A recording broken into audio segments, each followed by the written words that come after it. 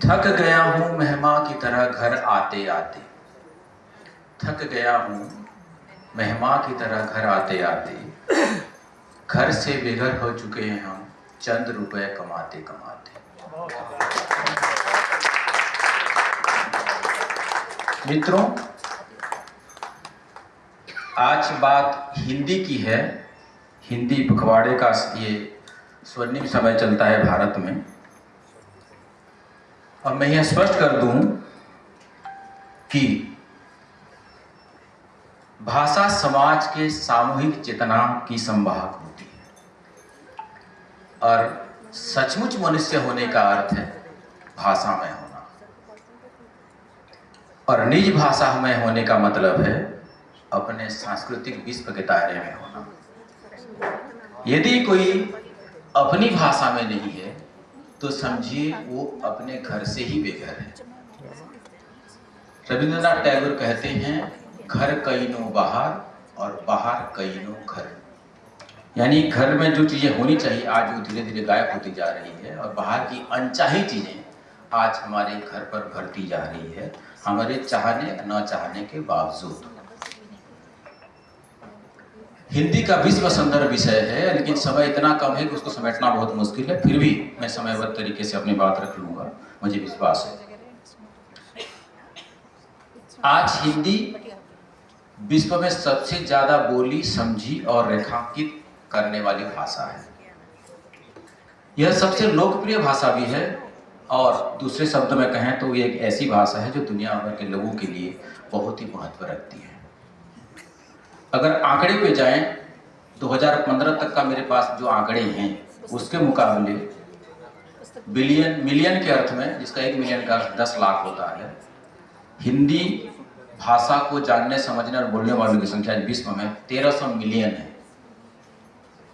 और चीनी 1100 मिलियन है और अंग्रेजी 1000 मिलियन है। ये 2015 का आंकड़े है।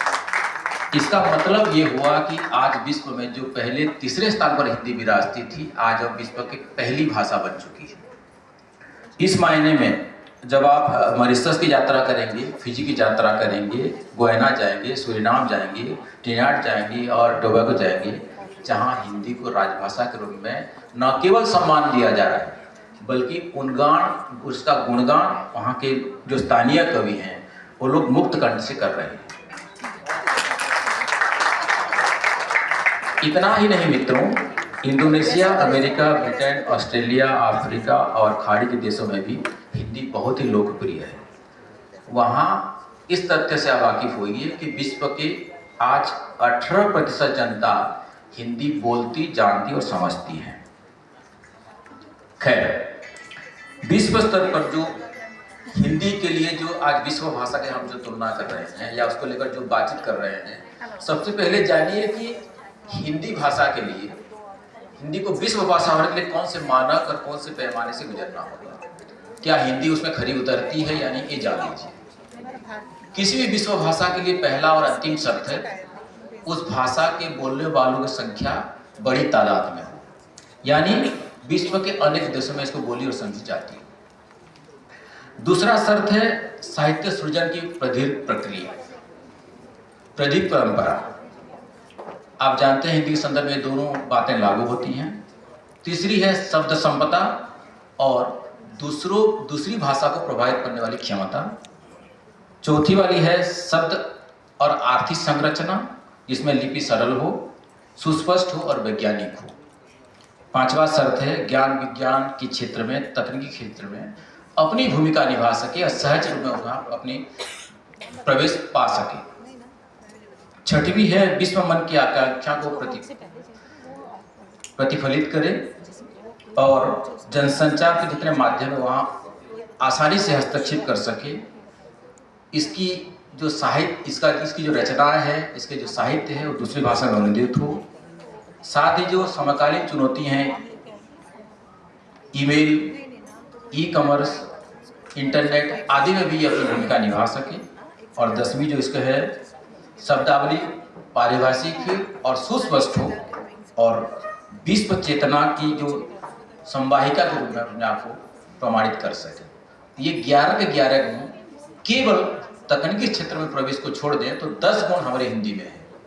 और यही कारण है कि हिंदी आज विश्व के मंच पर अपना दस्तक दे रही है और संयुक्त राष्ट्र के महासभा में भी अन्य जो भाषाभाषी है वहां पर भी अपना दस्तक लगाकर निरंतर रूप से दे रही है। कहने का मतलब है कि जिस हिंदी को एक समय में अटल बिहारी वाजपेयी ने 2003 में हिंदी में संबोधित करने की जो परंपरा वहां निभाई थी, और उसके बाद आप देखते होंगे हमारे जो माननीय तत्कालीन आज के जो प्रधानमंत्री हैं माननीय मोदी जी, वो भी लगातार संबोधन में हिंदी को स्थान देते आ रहे हैं। और केवल हिंदी को स्थान नहीं देते आ रहे हैं बल्कि आज मोदी जी के भाषण को सुनने के लिए बड़ी तादाद में लोग आ रहे हैं, वो भी हिंदी में।